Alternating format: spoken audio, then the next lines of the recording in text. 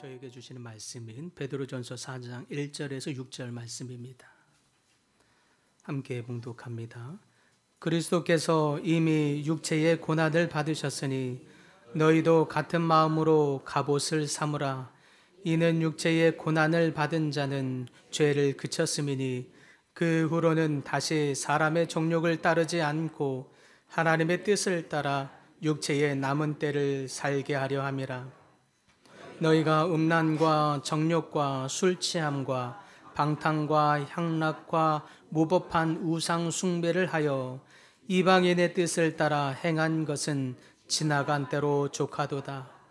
이러므로 너희가 그들과 함께 그런 극한 방탕에 다름질하지 아니하는 것을 그들이 이상히 여겨 비방하나 그들이 산 자와 죽은 자를 심판하기로 예비하신 이에게 사실대로 구하라. 이를 위하여 죽은 자들에게도 복음이 전파되었으니 이는 육체로는 사람으로 심판을 받으나 영으로는 하나님을 따라 살게 하려 함이라. 아멘. 오늘 우리가 읽은 이 본문은 단지 고난 가운데 우리 끝까지 잘 견디십시다 라는 정도의 교훈을 주기 위한 정도가 아닙니다. 로마 당시에 더 큰 핍박과 조롱, 생명의 위협을 당하는 이 속에 우리가 더더욱 붙들고 해야 할 것이 있다면 그것은 더욱 그리스도의 고난을 받아 하나님의 뜻을 따라야 합니다 라고 하는 이 베드로의 권면의 의미가 더 크다 하겠습니다. 이것은 단순히 신앙생활에 대한 권면 정도가 아닙니다. 우리 인생 전체를 관통하는 핵심적인 진리라 할 수 있겠습니다. 초대교회 당시 그들은 참 많은 생명의 위협과 조롱과 오해와 핍박 속에 있었습니다. 더더욱 그리함으로 그리스도의 옷을 입어야 한다고 말합니다.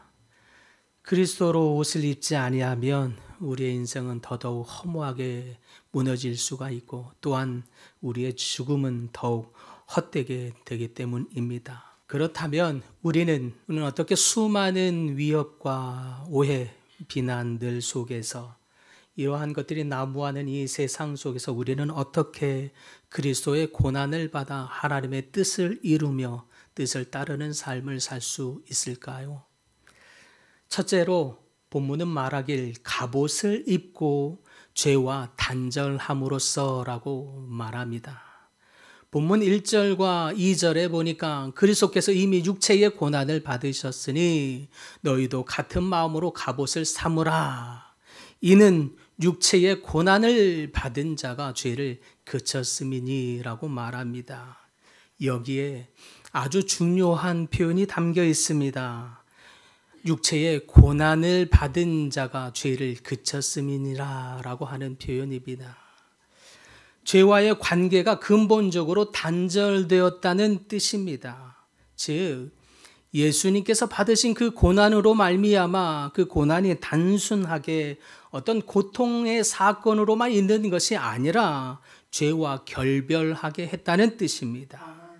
죄와 결별하게 함으로 말미암아 더 이상 그 죄가 우리 삶을 지배하지 못하게 한다는 선언입니다. 그리스도께서 받으신 이 십자가의 고난, 이 고난은 우리를 죄의 형벌에서 벗어나게 하실 뿐만 아니라 죄의 권세에서도 해방되게 하십니다. 결국 궁극적으로는 우리로 죄와 결별하게, 죄와 단절하게 하신다는 뜻입니다.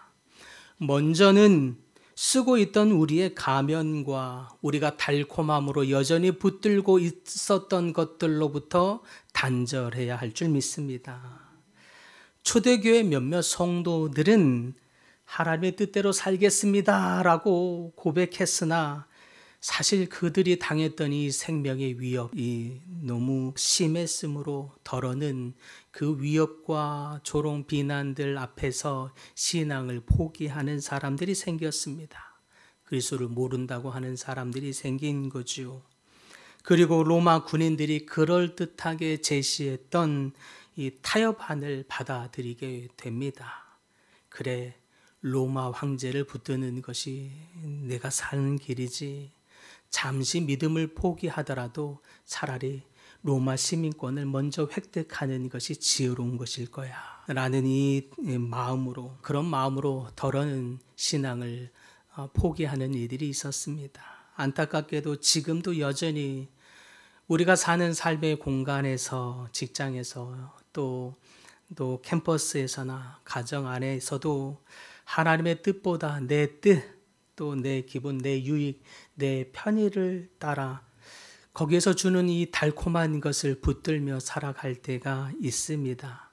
솔직히 하나님의 뜻대로 살려고 하면 현실에서 부딪히는 것들이 있지요. 그러다 보면 그 속에서 이상한 오해, 이상한 시선, 비웃음, 조롱들, 뒷말, 또 손해 같은 것들, 이러한 고난이 따라올까 싶어서라도 굳이 그런 고난을 만들지 않고자 하는 마음도 있는 것이 사실입니다. 그러다 보면 때로는 그래 뭐 굳이 이상한 시선을 뭐 받을 게 있겠느냐, 내가 굳이 그리스도인인 것을 티를 내지 않고 드러내지 않으면 당하지 않을 것을 뭐하러 드러내겠어, 그것이 지혜롭지 못한 것일 거야 라는 등등의 말들로 우리가 신앙생활을 하되 좀 더 불편하지 않게, 차라리 효율적으로 편리하게 세상의 가면을 그럭저럭 써가면서 살아갈 때가 있는 것도 사실입니다. 그런데 하나님은 이와 같이 우리 삶의 편리한 것들로, 또 달콤한 것들로 우리가 붙들었던 것들과 단절하라 라고 말씀하십니다. 예전에는 우리가 아무렇지 않게 했던 말들, 뒷담화들, 수근수근함들, 거짓들, 과장들, 교묘히 진실을 감추며 자기에게 유리하게 했던 말들, 사실이라는 이름으로 남을 찌르는 비수와 같은 비난들, 상처들, 이러한 모든 표현들 이제는 멈추라, 단절하라 라고 말씀합니다.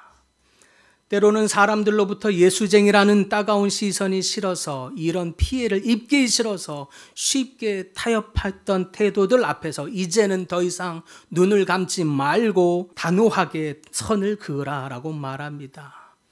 우리 눈과 손과 발과 입술로 또 마음으로 짓던 은밀한 죄들로부터 더 이상 떠나라. 이러한 죄악들을 가슴에 품지 말고 십자가 아래 내려놓으라 말씀합니다. 이것이 바로 죄와 단절하는 삶이요, 그것이 하나님의 뜻을 따라가는 삶이다라고 말씀하십니다. 그러나 사실 우리가 아는 것처럼 이 죄와 단절하는 것에는 항상 고통이 따릅니다. 때문에 베드로는 고난의 한중심에 있는 이 성도들에게 그리스도와 같은 마음으로 갑옷을 삼으라라고 강하게 권면하는 이유이기도 합니다. 핍박이 강할수록 더욱 그리스도로 옷 입어야 할 줄 믿습니다. 우리가 입게 되는 이 옷, 이 갑옷은 편안한 잡옷이 아닙니다.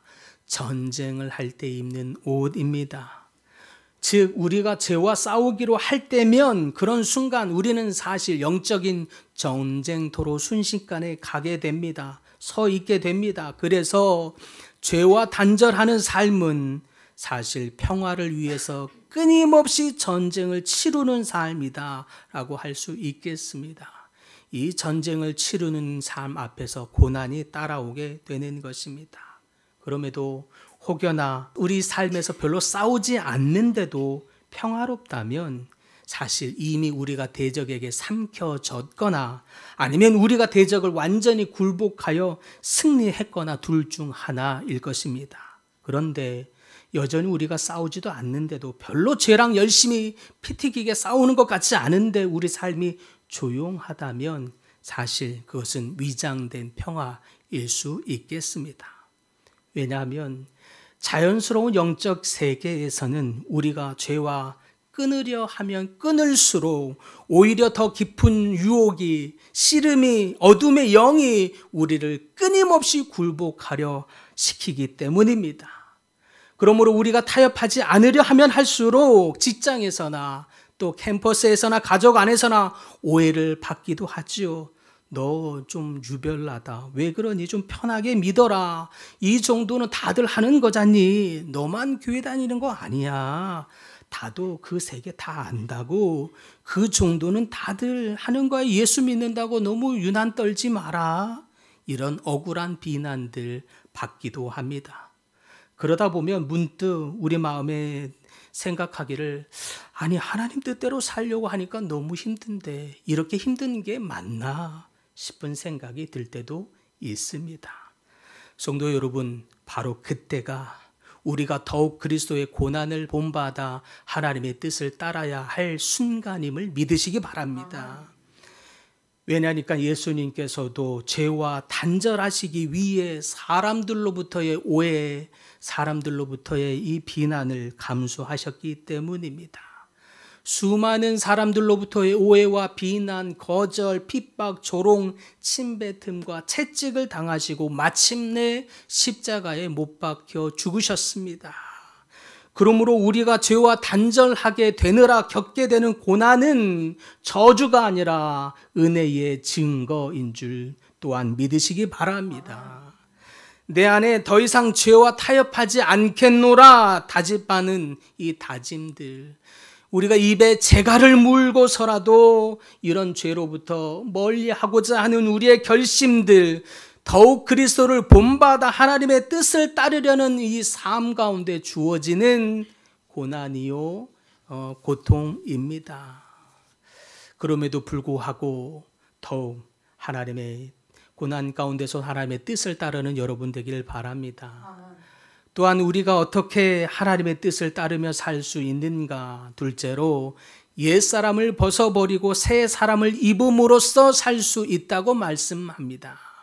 본문 2절 후반절에 보니까 이는 육체의 고난을 받은 자가 죄를 그쳤음이니 라고 말한 뒤에 이어서 그 후로는 다시 사람의 정욕을 따라 살지 않고 하나님의 뜻을 따라 살게 하려 함이라 라고 말한 이후에 3절에서도 말하길, 너희가 음란과 정욕과 술 취함과 방탕과 이러한 또한 우상 숭배를 한 것이 지나간 때로 족하도다 라고 말합니다. 베드로는 이 말을 함에 있어서 매우 단호하게 이제 지나간 때로 족하도다 라고 말씀합니다. 무슨 뜻입니까? 과거의 정욕을 따라 살았던 이 삶, 그것으로도 이미 충분하니 더 이상 그러한 삶을 반복할 필요가 없다는 의미입니다. 우리가 정직하게 우리 자신들의 삶을 되돌아보면 이 말씀처럼 우리도 예수님 믿기 전에는, 아니 사실 믿은 후에도 여전히 우리 삶 안에 옛사람의 방식을 따라 살던 때가 얼마나 많이 있습니까? 세상 사람들과 똑같이 성공과 돈과 인정이 우리에게 필요하지 않은 것이 아닙니다. 그러다 보니 이것을 추구하며 살았던 삶의 시간들이 있고요. 성경의 가르침 우리는 참으로 많이 들었지만 그 가르침보다 세상의 흐름과 문화를 쫓아가면서 다른 사람들 다 그렇게 하던데 라고 하는 그러한 말을 마치 우리 삶의 기준인 양 삼으면서 살아갔던 시간들은 또 어떻습니까? 예배와 기도는 점점 뒤로 물러나지고 세상의 재미와 우리의 취미 생활이 더 우리 삶에 만족을 주고 그것을 위해서 살아갔던 우리 삶의 시간들은 또 없었습니까? 주님이 말씀하십니다. 그동안 너희가 너희의 정욕을 위해서 살아갔던 이 시간들 이미 지나간 때로 족하도다 라고 말씀하십니다. 그리고 이제 우리가 주님으로 말미암아 새 사람을 입었으니 새 사람으로서 새 삶을 살라라고 말씀하십니다. 그러므로 우리가 그리스도의 고난을 받아 하나님의 뜻을 따르는 삶이라고 하는 것, 그것은 과거의 옛사람의 방식을 벗어버리고 새 사람을 입는 것입니다.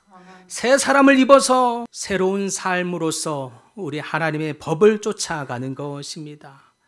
더러는 핍박과 조롱, 비웃음과 이러한 위협들이 우리 삶에 있다 할지라도, 손해가 난다 할지라도 더욱 새 사람을 입어 새 법을 쫓아가야 할 것입니다. 그래서 에베소서 4장에서는 말하길 그러므로 너희는 유혹의 욕심을 따라 썩어져가는 구습을 쫓는 옛사람을 벗어버리고 오직 심령으로 새롭게 하여 하나님을 따라 의와 진리의 거룩함으로 지으심을 받은 새 사람을 입으라 라고 말씀하는 이유가 여기에 있기도 합니다. 그런데 사실 문제는 우리가 새 사람을 입어 새 삶을 살아가기 시작할 때에 세상이 우리를 그냥 그대로 내버려 두지 않는다는 데 있습니다.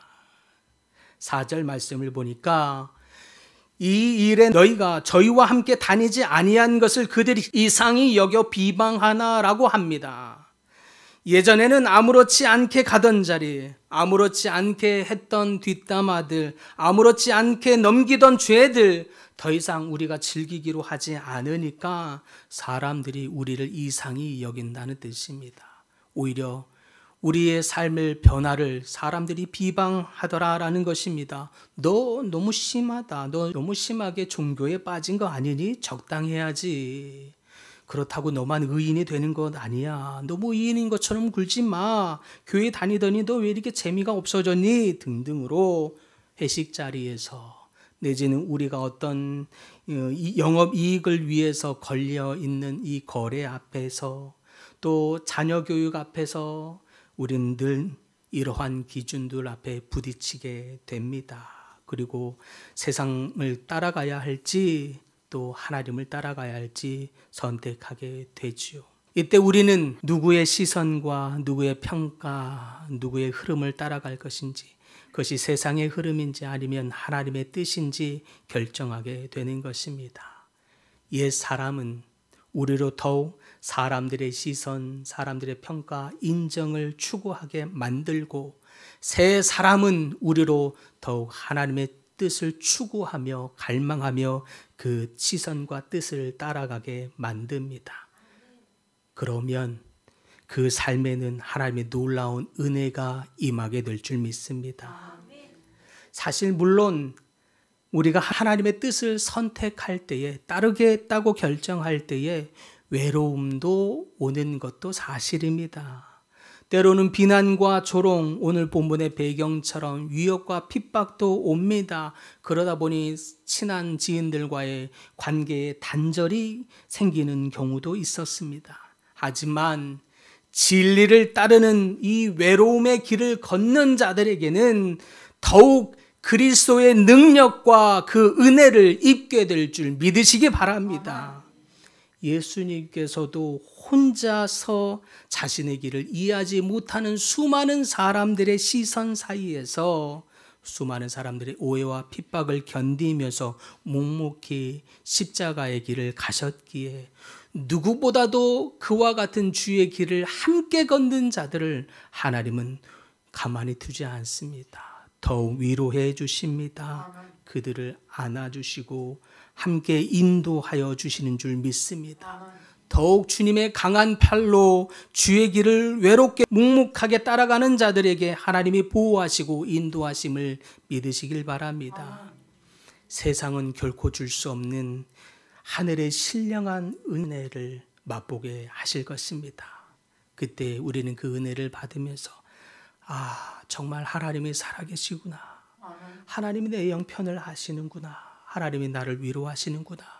내가 사망의 음침한 골짜기에 다니는 것 같았는데 하나님이 나를 어떤 곳도 침몰치 못하게 보호하시는구나. 하나님의 놀라운 역사와 은혜를 경험하게 될 줄 믿습니다. 더욱 그러한 은혜가 여러분의 삶에 풍성하게 넘쳐나기를 간절히 축복합니다.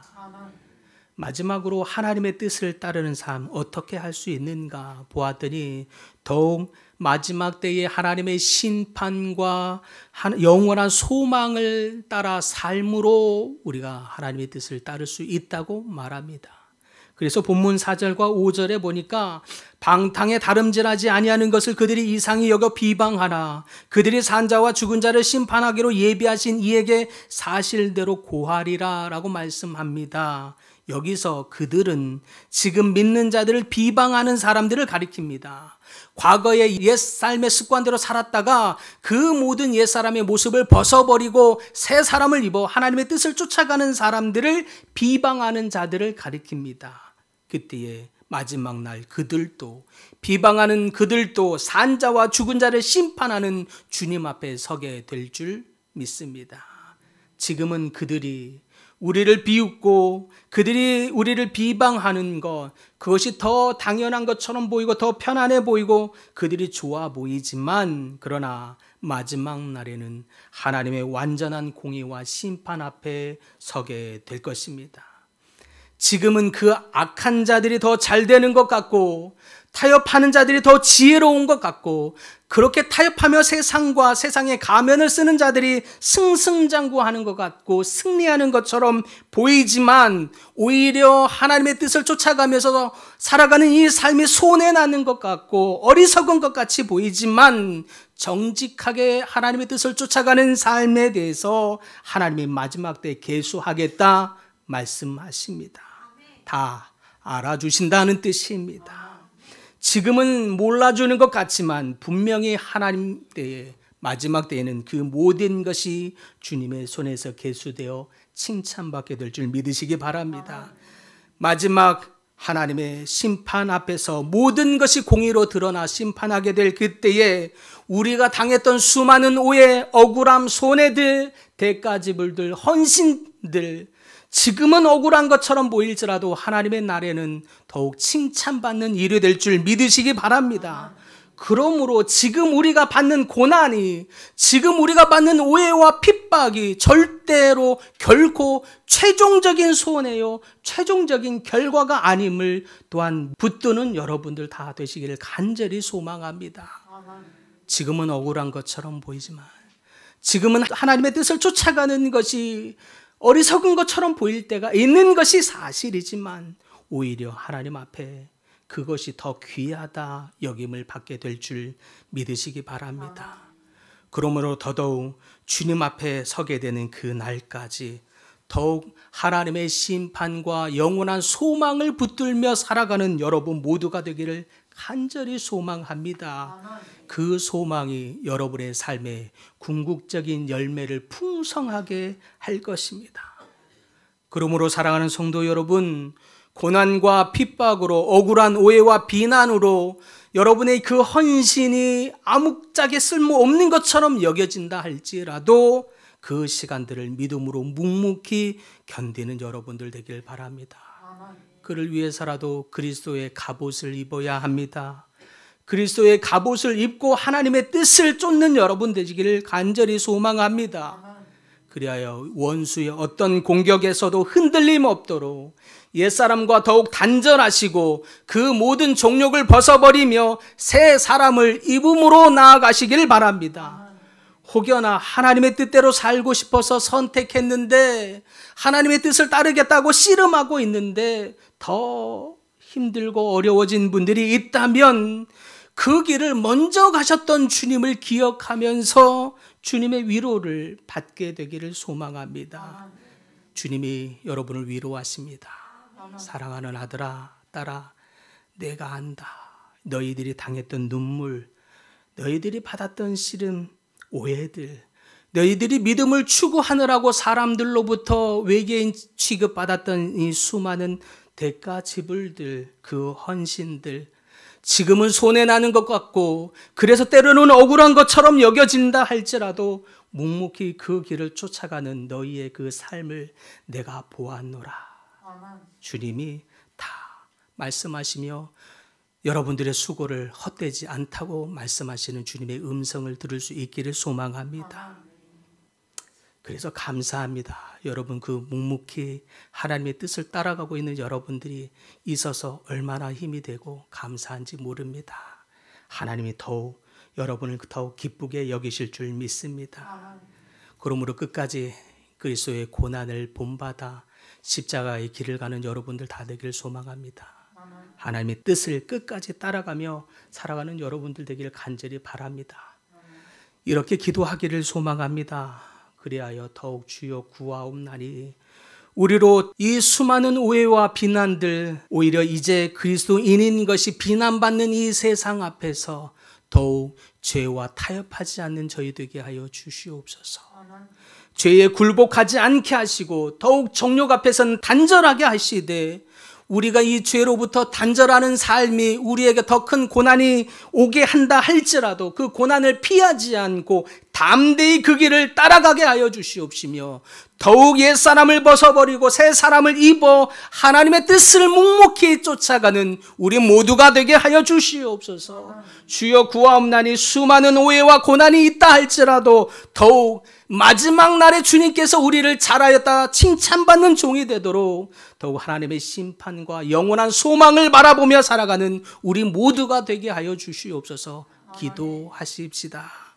그리하여 마지막까지 소망의 면류관을 붙들고 주님의 고난을 본받아서 끝까지 하나님의 뜻을 따라가는 사랑하는 주의 모든 백성들 다 되기를 간절히 축복합니다. 주님,